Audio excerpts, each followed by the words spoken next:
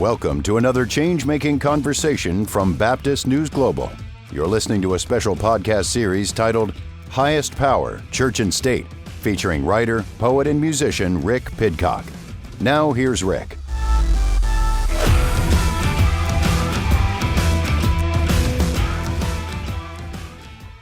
Hey everybody, just wanted to point out that Donald Trump is scared of comedians. I can't make this up. He wants to ban all the comedians that are meanie heads to him because he doesn't like it. And he's president and he deserves better. Dude, snowflake alert. Snowflake alert. Comedians. Whatever. I think America's onto this.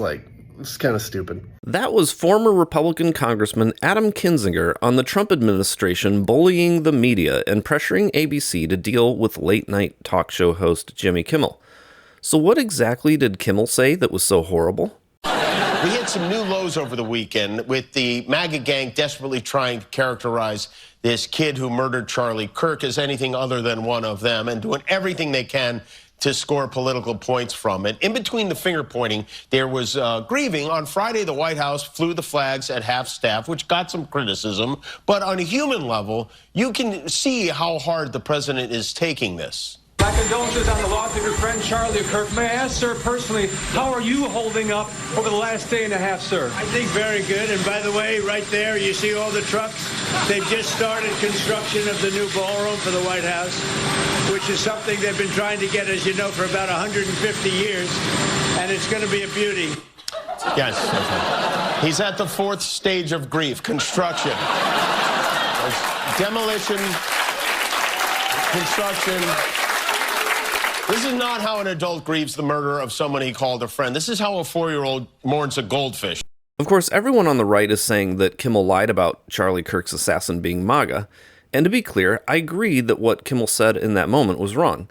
Some people have wondered if the assassin was a right-wing groyper, given his upbringing, the amount of groyper-related memes he utilized, and the demands and threats the groypers made about Kirk, specifically during the weeks leading up to his assassination.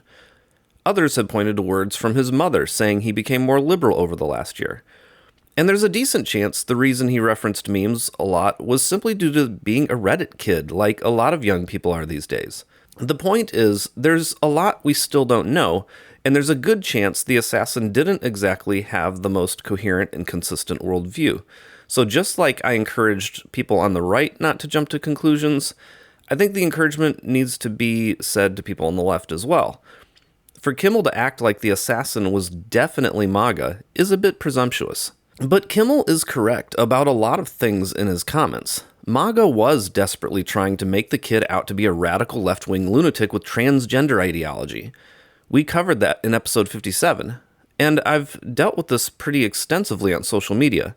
The level of emphasis Trump and the GOP have placed on the left has been completely overblown and dismissive of virtually all the data we know about how the right is far more violent than the left.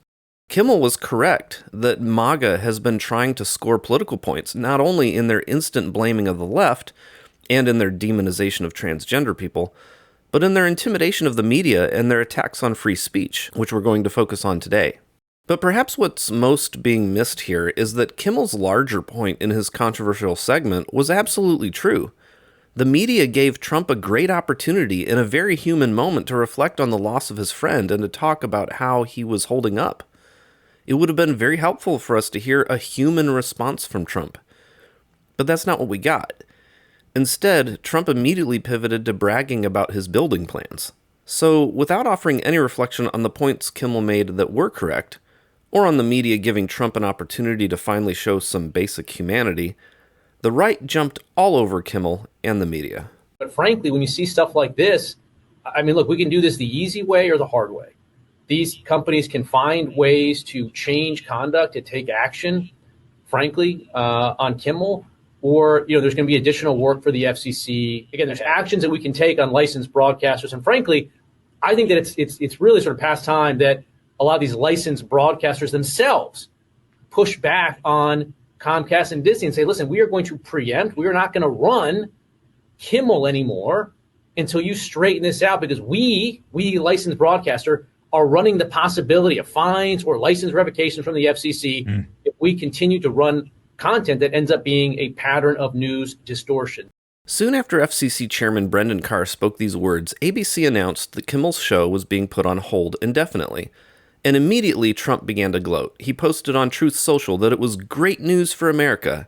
He said, "Congratulations to ABC for finally having the courage to do what had to be done. Kimmel has zero talent and worse ratings than even Colbert, if that's possible. That leaves Jimmy and Seth, two total losers, on fake news NBC. Their ratings are also horrible. Do it, NBC." Then while talking to reporters on Air Force One, Trump threatened entire news organizations. Mr. President, are you going to ask Brendan Carr to weigh in on other late-night hosts that you have said should be off the air? Late-night host is on network television. There is a licensing. I'll give you an example. I read someplace that the networks were 97% against me. I got 97% negative, and yet I won easily. I won all 7 swing states, popular, won everything. And if they're 97% against, they give me only bad publicity or press. I mean, they're getting a license. I would think maybe their license should be taken away. It will be up to Brendan Carr. I think Brendan Carr is outstanding. He's a patriot. He loves our country, and he's a tough guy. So we'll have to see. Free speech issue. When you think about this, 97% of the stories are opposed to me, and yet I win easily the election. It's pretty amazing when you think of it. That shows they have no credibility. Go ahead. I was going to agree with. I mean, could you use that same logic with news? If someone, in the old days, I remember in the old days, and every 4 or 5 years, a network would reapply for its license, and the license is free. You know, they get this valuable thing for free, and they'd reapply for a license. And if they did something wrong, well, I beat George Stephanopoulos, Slobodanopoulos, I call him, George Slobodanopoulos. They had to pay me $15 million for what he said. I beat CBS for much more money than that, including advertising and other things, much more money, because they totally changed the answer that Kamala gave on the question. I mean, they didn't change it. They took it out and put a different answer in. And they didn't want to go to court with that. That's a tough one to go to court with. So, no, I think that if you remember, years ago, I remember as a kid, they would file, it was a big deal every 4 or 5 years, and I don't know, you don't hold me exact, but it was like 4 or 5 years, they'd have to file for a license extension. I don't hear about that. The only one that I've heard even bring it up is Brendan Carr. I think Brendan Carr is doing a great job, and I think he's a great patriot. One of the ways they're going after the media is by claiming that the media is stirring up violent hatred against Trump by using certain labels like Nazi or fascist or comparing him to Hitler. Here's Republican Senator Markwayne Mullin of Oklahoma on CNN. Absolutely, I believe in free speech. Without a question, I believe in free speech. There's a thin line between free speech and when it crosses a line and causes violence. And when you start calling someone fascist, which is what we've seen prescribed on the bullets and on the magazines of these individuals, when you start using words of that he's a Nazi and comparing him to Hitler, and I'm not saying you've done that, I'm saying this is the negative stories that have been played about him, there is a problem at some point, and some people have to be held accountable. So covering a story and making parallels to Hitler or calling your political opponent a fascist is inciting violence? Interesting. American politics today is between these far-left fascists led by Harris and her group. We have a fascist person running who's incompetent. She's a Marxist, communist, fascist, socialist. She's not actually a socialist. She's gone past that. Somebody's got to explain this woman. There's a radical left Marxist, communist, fascist. Of course, the hypocrisies of the right's promotion of men like Trump or Charlie Kirk may be obvious to anyone who isn't MAGA, but the Trump administration trying to intimidate and control the media is extremely dangerous. And now it's leading to the Department of War making additional restrictions on journalists. According to Time, the Department of War is, quote, requiring them to sign a pledge not to gather or report on information that has not been authorized for release, even if it is unclassified. Those who do not obey the new rules, the Pentagon said, risk having their press credentials revoked, unquote. Kevin Barron, who is the former vice president of the Pentagon Press Association, said, quote, "It's 100% an intimidation tactic. It's 100% an attempt to kill transparency and funnel all public information through the government, which goes against every constitutional principle of free speech you can imagine." Seth Stern of the Free Press Foundation said, quote, "Agreeing not to look where the government doesn't want you to look, and by extension, not to print what it doesn't want you to print, is propaganda, not journalism," unquote. And National Press Club President Mike Balsamo said it was, quote, "a direct assault on independent journalism," unquote. And ironically, there are some on the right who, despite all the other issues we may have with them, seem to get the danger behind the crackdown on the First Amendment rights to free speech and a free press. Here is a montage of comments from Ted Cruz, Rand Paul, Candace Owens, and Tucker Carlson. No, no, no, no, no. Look, I like Brendan Carr. He's a good guy. He's the chairman of the FCC. I work closely with him. But what he said there is dangerous as hell. And I got to say, he threatens it. He says, we can do this the easy way, or we can do this the hard way. Yeah. And I got to say, that's right out of Goodfellas. That's right out of a mafioso coming into a bar going, "Nice bar you have here. It'd be a shame if something happened to it." And I got to say, look, I understand. Jimmy Kimmel has mocked me so many times I cannot count. The corporate media, they are dishonest. They are liars. I hate what Jimmy Kimmel said. I am thrilled that he was fired. But let me tell you, if the government gets in the business of saying, we don't like what you, the media, have said, we're going to ban you from the airwaves if you don't say what we like, that will end up bad for conservatives. It reminds me of, you and I are both fans of The Lord of the Rings. Yeah. J.R.R. Tolkien. It reminds me of like the Ring of Power.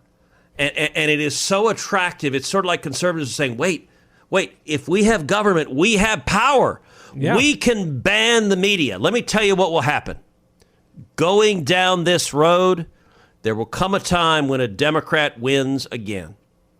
Wins the White House. They will get rid of every Democrat talk show host in America that's a conservative. They'll get rid of every podcast. They'll get rid of everybody on YouTube. They will silence us. They will use this power, and they will use it ruthlessly.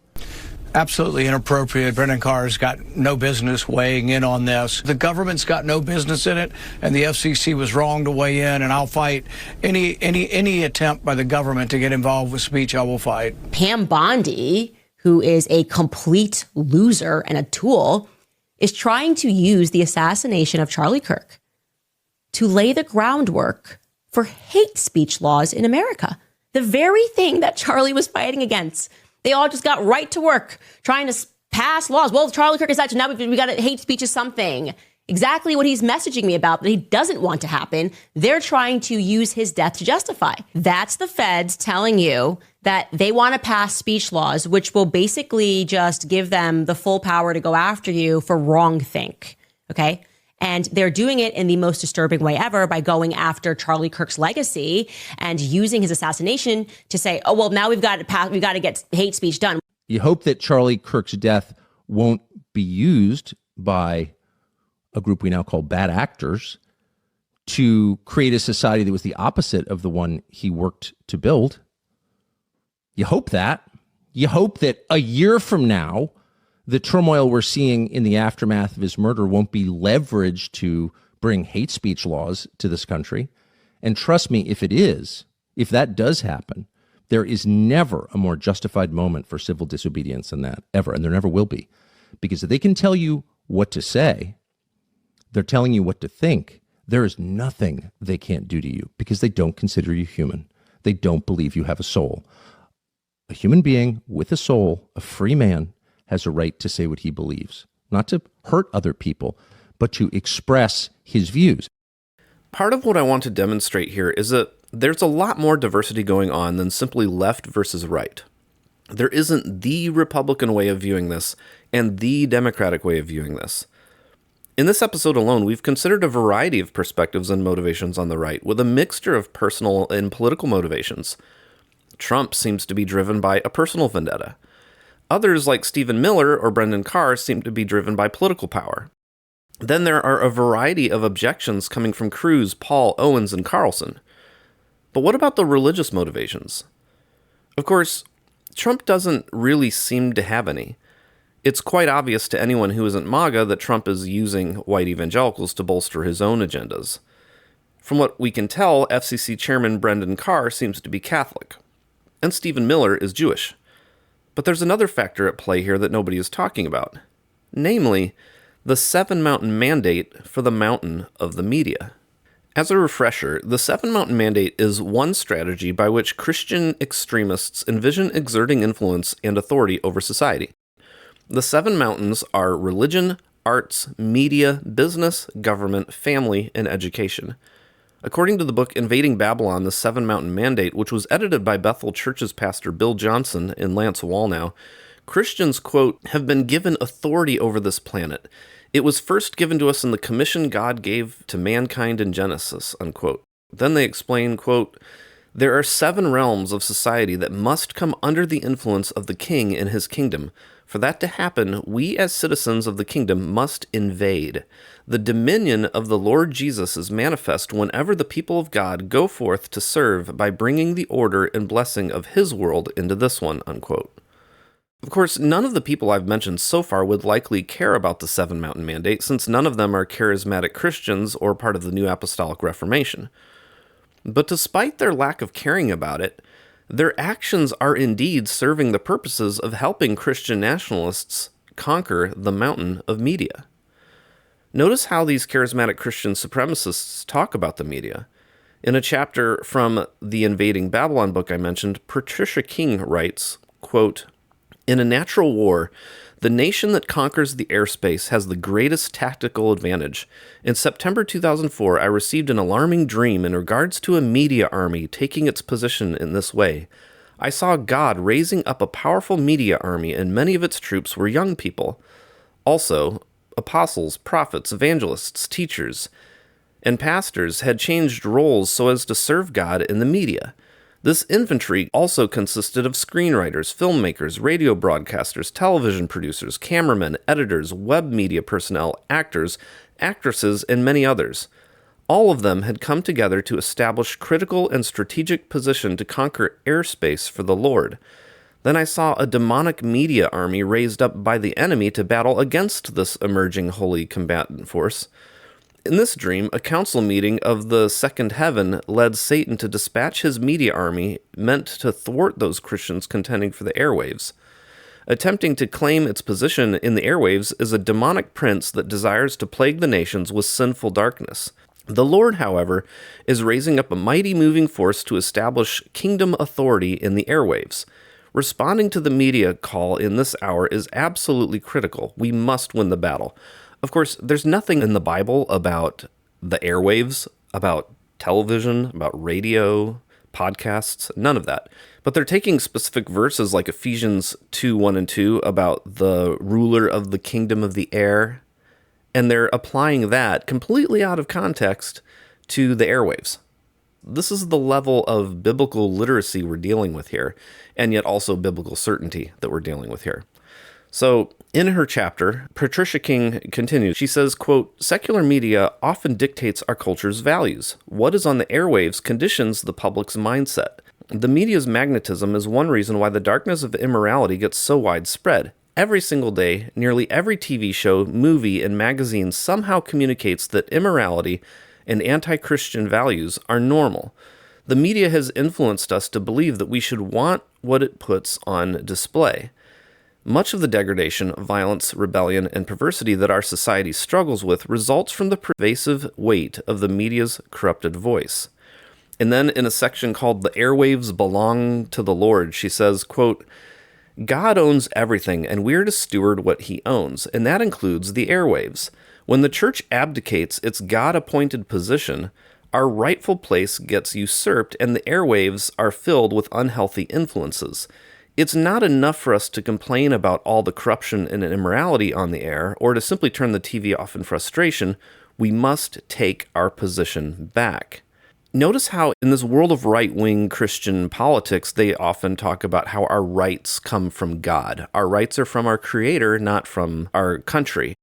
And that's exactly the language they're using here. They're saying not only do we have the right to life, liberty, and the pursuit of happiness, but we, specifically Christians in the church, have a God-given right to the airwaves. We have a God-appointed position to be in charge of the media. And so then she says later in her chapter in a section called Are You Being Called? She says, God's media army is truly being raised up in this hour. Perhaps you are one personally being recruited. He is calling intercessors, financial partners, technical and administrative support, creative directors, producers, and all sorts of individuals who are willing to stand for him. He is looking for those who are set apart for his purposes, who are not compromised with love for money, fame, and power. He is calling those who love their king and who, like David's mighty men, are willing to defend the airwaves for him. Gross darkness prevails in and through the airwaves, and the Lord wants his light bearers to invade the darkness. So notice how she talks about the prophecy of God's media army, specifically while mentioning young people. This was written in 2013, and Charlie Kirk's TPUSA started in 2012. Also, she talks about it in terms of invading the darkness and taking territory. In our last episode, I interviewed Matthew Bodie, who is a professor at the University of North Georgia and the author of the Seven Mountains Mandate, Exposing the Dangerous Plan to Christianize America and Destroy Democracy. It's set to release on September 30th. He has a chapter in his book that focuses on the mountain of media. In it, he shows how, prior to the creation of the Seven Mountains Mandate, white evangelicals were hooked on the conspiracy theory mindset that was propagated by people like Jack Van Impe, who would quote Bible verses on one hand and newspaper clippings on the other, claiming that biblical prophecy was being fulfilled right before our eyes. He says, quote, while including a spectrum of beliefs about the last days, the Seven Mountains Mandate movement has copied Van Impe's approach to the news. Secular media remains, in their view, the devil's well-financed and well-ensconced propaganda machine with no end in sight. So the plan to Christianize America and destroy democracy begins with developing a highly tuned conspiracy radar. Spiritual paranoia, to think all the time as if there is a conspiracy against God, is what drives the Seven Mountains Mandate, unquote. Then Bodie contrasts Jack Van Impe's mindset from Charlie Kirk's mindset. He says, quote, while Van Impe and Kirk might both agree that God wins in the end, Kirk thinks God wins by establishing a Christian nation, not by removing Christians through the rapture as Van Impe thinks, unquote. He also quoted Charlie Kirk saying, if you believe that Jesus is coming back soon, you should be leaning in, you should be taking terrain. So Bodie points out how that taking terrain language is the language of the Seven Mountains Mandate. It's the exact same type of language we heard in the Patricia King chapter in the Invading Babylon book. Then Bodie goes on to trace the story of how conservatives, quote, started a media war against mainstream news, unquote. He gets into the rise of Fox News, One American News Network, and ultimately Kirk's turning point, including how Kirk harnessed conspiracy theories in order to build his empire.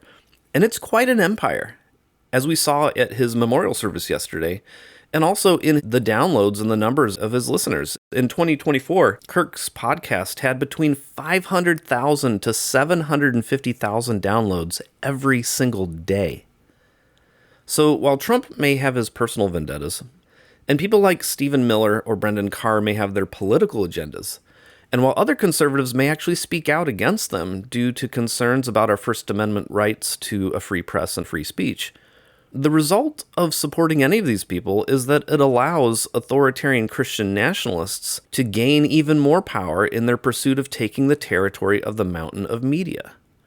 And that's important to remember because the movement of authoritarian Christian nationalists is much bigger than any individual politician. There's coming a day when Trump is no longer going to be here. And when Trump and Miller and Carr are gone from the highest power in the state, the church is still going to be here. So even though Trump is using the church to bolster his own political power, he's also giving the Christian nationalists in the church unprecedented power, specifically through his handling of the media and free speech. Don't forget what he said to the national religious broadcasters in February of 2024 as a way of maximizing their support. And of course, a very special thanks to all of the inspiring people in the audience today, the broadcasters and communicators, the brave independent Christian journalists, and they are brave, and the pastors, podcasters, producers, and patriots whose ministry lifts up the spirits of tens of millions of Americans. You do an incredible thing for humanity, and we really do appreciate it. Thank you very much. That's incredible people. And we will protect God in our public square, which they don't want us to do. I will never allow the big media or left-wing pressure groups to silence you, censor you, discriminate against you, or in any way tell you what you have to say. They want you to say what they want to have you say, and we're not going to let that happen. You're going to say as you want, and you're going to believe, and you're going to believe in God. You're going to believe in God because God is here and God is watching. God is watching. There's enough filth on our airwaves. American families need a haven where our children can be taught our values, not have radical values forced upon them, the families and the children. We don't want that. Our children hear enough about pronouns. What is with pronouns? If you really study it and look at it, it's sick. It's sick. I will protect the content that is pro-God. We're going to protect pro-God context and content. To that end, at the request of the NRB, I will do my part to protect AM radio in our cars. You know, we like to listen to AM radio because you know what we're listening to. Millions of Americans value listening to Christian broadcasters, and you're under siege. I know what you're going through. And this happened. This is a phenomenon that's just really happened.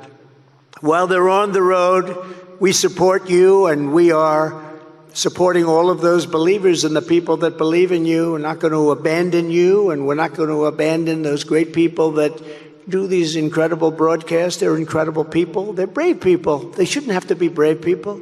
They're smart people. They shouldn't have to be brave people. They should be nothing brave about it, but they're brave people because of this crazy government that we're developing more and more. It's a fascist government. You know, if you think about it, you have men, you have women, and you have religion. If you look at it, you have more than the men, you have more than the women. You have such power, but you weren't allowed to use that power, and you're now allowed to use it. I get in there, you're going to be using that power at a level that you've never used it before.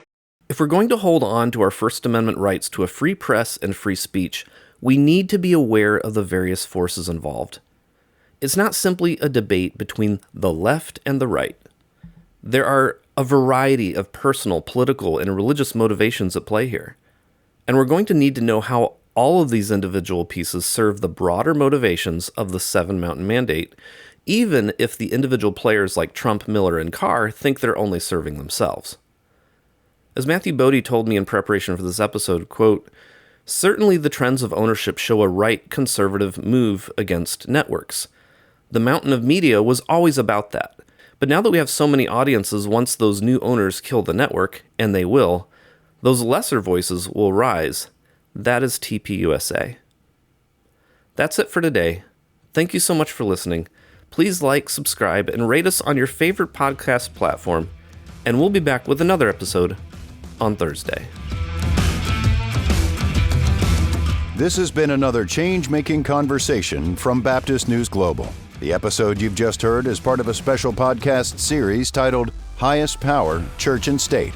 Be sure to follow BNG daily at baptistnews.com and subscribe to get notifications about future episodes. Baptist News Global is a national nonprofit news service that is independent, free, and faithful. BNG is supported by readers and listeners like you. Learn more at baptistnews.com. This episode was produced and edited by Mac Bowles of TKG Communications, LLC, Dallas, Texas.